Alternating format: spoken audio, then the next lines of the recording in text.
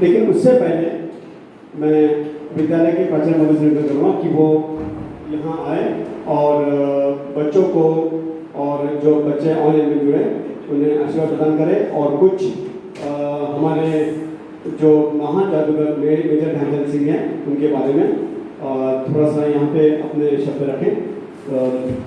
Please welcome sir.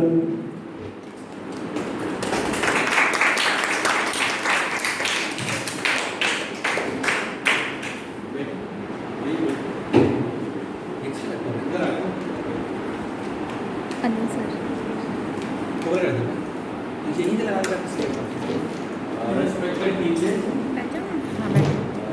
Giri sir is the in charge of physical education, and my dear students, very good morning to you all.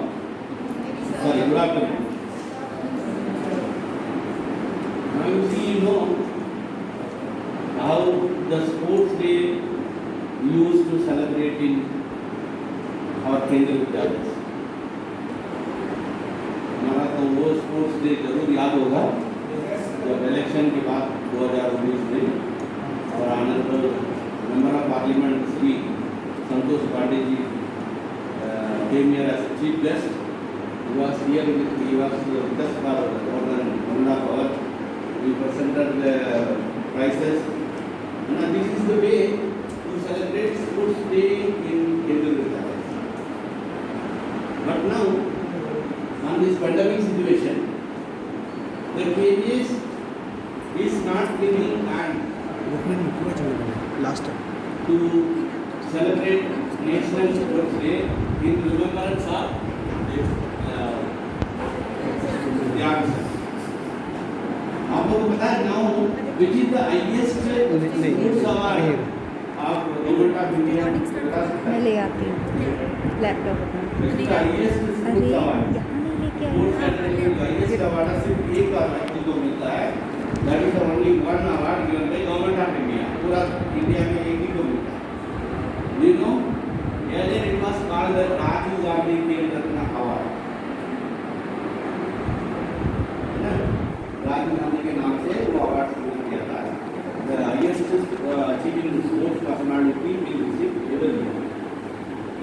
This year the government of India ने उसी award को इनके नाम से शुरू किया। Instead of Rajiv Gandhi के award, now the major Dhyanchand. Thank you sir. Good afternoon all of you. आज यहाँ पर हम लोग मेजर ध्यानचंद के जन्मदिन के साथ जो 29 से लेके 4 सितंबर तक online national sports day celebrate कर रहे हैं। मेजर ध्यानचंद का नाम लेते ही हमारा सिर फक्र से ऊपर हो जाता है, क्योंकि उनका योगदान हमारे भारत देश के लिए बहुत महत्वपूर्ण है। उन्होंने जो योगदान दिया है, जो हमारे भारत देश के लिए खेला है, ऐसे महान जादूगर, ऐसे खिलाड़ी बहुत कम मिलते हैं। मेजर ध्यानचंद जी के बारे में मैं आपको थोड़ा बताना चाहूँगा।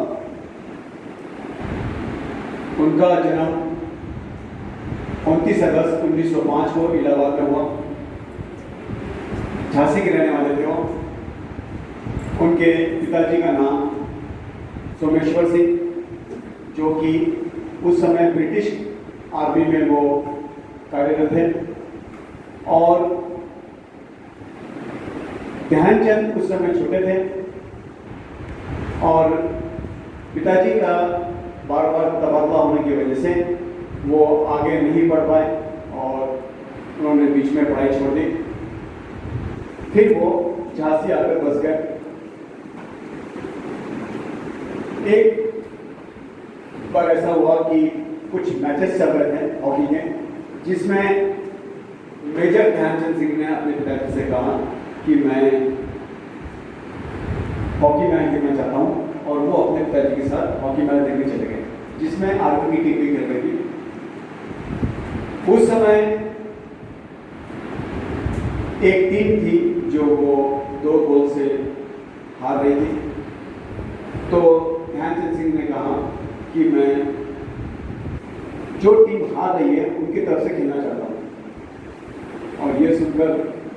उनके पिताजी को थोड़ा सा अचंभा लगा, लेकिन उन्होंने हमको परमिशन दे दी, अनुमति दी कि आप खेल सकते हैं। उस मैच को उन्होंने 2 गोल से जिताया और ध्यानचंद का यह खेल देखकर आर्मी के जो ऑफिसर थे वो बहुत खुश हुए। उन्होंने उनको आर्मी में ज्वाइन करने के लिए कहा और वो उस जो कि हर समय नहीं मिल पाते हैं। तो हम सभी ऐसे महान जादूगर हॉकी खिलाड़ी को सलाम करते हैं और हम ये दुआ करते हैं कि ऐसे खिलाड़ी हमारे देश में जरूर हों। और इसके लिए क्या करना होगा, हमें सबसे पहले मेहनत करनी होगी, अपने आप में इंटरेस्ट जगाना होगा कि हमें खेलना है, तब हम अच्छे से खेल सकते हैं। आज सारी फैसिलिटी है, उस समय फैसिलिटी की कमी थी, लेकिन आज सारी फैसिलिटी है। एस्ट्रोटर्फ हमारे पास ग्राउंड है, 6 है, खाने को अच्छा है, पहनने को अच्छा है, लेकिन केवल इंटरेस्ट कमी है, वो हमें अपने आप में जगाना है और देश के लिए, अपने लिए खेलते रहना है। इतना ही बोलकर मैं अपने इस विचार को विराम देता हूँ। जय हिंद भारत, धन्यवाद। मैं मनीषा कुमारी, कक्षा 12वीं विज्ञान की छात्रा, आज आप सभी के समक्ष कोविड-19 के अंदर फिटनेस के महत्व के बारे में कुछ बताना चाहूँगी। जैसा कि हम सभी जानते हैं, कोविड-19 महामारी 2019 में शुरू हुई थी, जो कि चाइना के वुहान शहर से पूरे देश में धीरे धीरे करके फैल गई। अब ये बीमारी पूरे विश्व में फैल रही है। इस बीमारी के मामूली लक्षण ऐसे हैं जैसे खांसी, सर्दी, जुकाम, नाक से पानी आना, हल्का बुखार आदि इसके लक्षण हैं।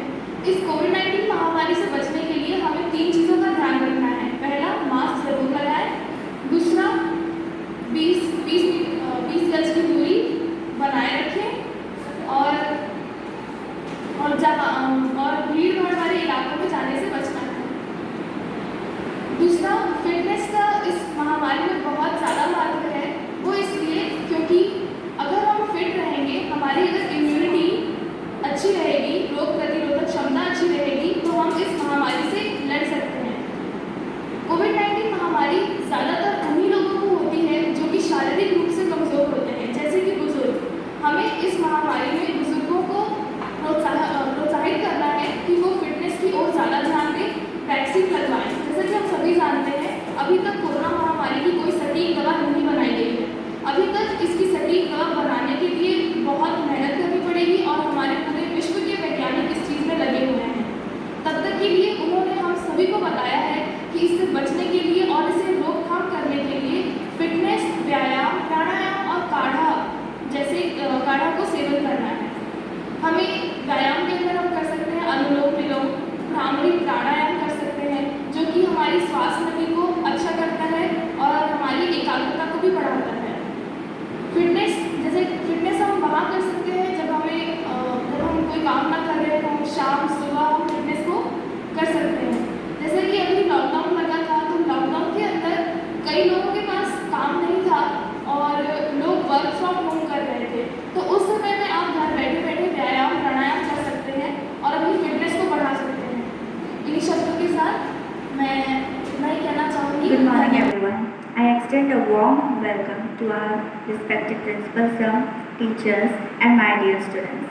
Today, we have gathered here to celebrate a famous personality who is Major Dhyan Chand. We all love cricket, or we all love playing some or the other sport. What does sports provide us? What does sports gives us? I think it is the energy which is required to feel like being a human being. And as Principal Sir rightly quoted, that if we are on this earth, then we should leave our footmarks. And how one can leave their footmarks? I don't think so it is possible just without energy. So energy is something, or positive energy is something which we get from sports.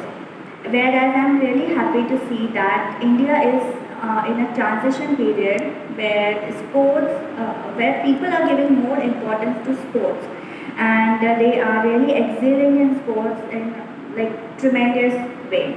So I would be more than happy if students of our school can give their best in sports as well. So studies is something which is not just important, but other things like sports are also important in life.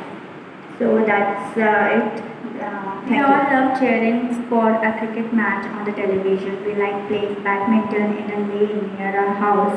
We also play various kinds of sports-based video games. Love for sports.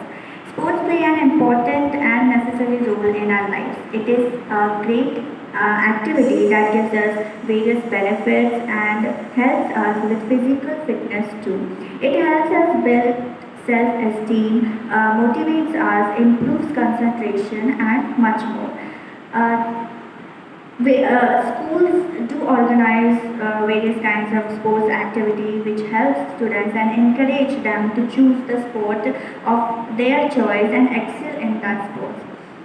This not only helps us with the physical fitness but also gives us career opportunity too. Students from other schools also join or they go to other schools in order to play various games. So this also helps them in their personality development. I would request from here, I would like to request the parents that they should put their students or they should help their students to excel in sports, because studies are also important, so the sports are also. Thank you so much. कि वो यहाँ आए और vote of thanks के लिए अपने विचार प्रस्तुत करें। प्लीज कम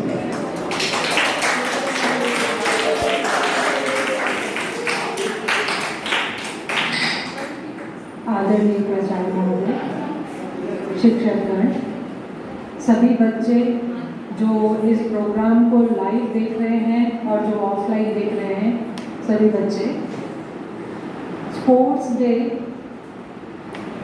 हम नेशनल स्पोर्ट्स डे बहुत धूमधाम से मनाते हैं, पर कोविड के कारण हम इसे उतना उस तरीके से नहीं मना पा रहे जिस तरीके से हमें मनाना चाहिए। जहाँ तक ये हॉकी के जादूगर की बात है, हमने अपनी हिंदी की पाठ्य पुस्तक में उनके बारे में पढ़ा है और सर ने भी बताया कि हॉकी के स्टिक से बॉल हटता नहीं था। लोग सोचते थे उसमें क्या मैग्नेट लगा हुआ है कि वो हटता ही नहीं है, और वो तब तक रुकते नहीं थे जब तक बॉल गोल में नहीं रीच कर जाता था। मैंने तो नहीं देखा, मेरे फादर हॉकी के बहुत बड़े प्लेयर भी रह चुके हैं और वो ध्यानचंद के जैसे कहते हैं फैन भी रह चुके हैं, और उन्होंने उनको खेलते हुए देखा है। तो वो कहते थे पता नहीं क्या जादू हुआ करता था उनके स्टिक में। तो बच्चों, अगर हमें खेल के क्षेत्र में आगे बढ़ना है तो खेल का क्षेत्र हमसे मेहनत मांगता है। वाकई हर क्षेत्र मेहनत मांगता है, पर जो फिजिकल आपका वर्कआउट है वो खेल के क्षेत्र में सबसे ज़्यादा है। आपको एक अच्छा खिलाड़ी बनना है तो आपको एक डिसिप्लिन लाइफ फॉलो करनी होगी। डिसिप्लिन लाइफ के बगैर आप खिलाड़ी नहीं बन सकते। सुबह 4 बजे उठ के दौड़ लगाना होगा, तभी आप में स्टेमिना आएगा, तभी आप उस खेल को लेकर आगे बढ़ेंगे। मैं गिल सर से रिक्वेस्ट करूंगी कि वो हमारे स्कूल में बहुत सारे खिलाड़ी थे जो नेशनल और इंटरनेशनल लेवल पे खेले। इन्हीं शब्दों के साथ सबसे पहले मैं अपने प्राचार्य महोदय का धन्यवाद देती हूँ कि उन्होंने मुझे इस प्रोग्राम में शामिल किया। गिल सर, आपका भी धन्यवाद। आपने इतना अच्छा ऑनलाइन प्रोग्राम संपन्न कराया। सभी टीचर्स का थैंक यू जो प्रत्यक्ष या अप्रत्यक्ष रूप से इस प्रोग्राम के साथ में जुड़े हैं। सभी बच्चों का भी धन्यवाद, क्योंकि उनके बिना तो ये प्रोग्राम सक्सेसफुल नहीं होता था। एक बार सभी का धन्यवाद।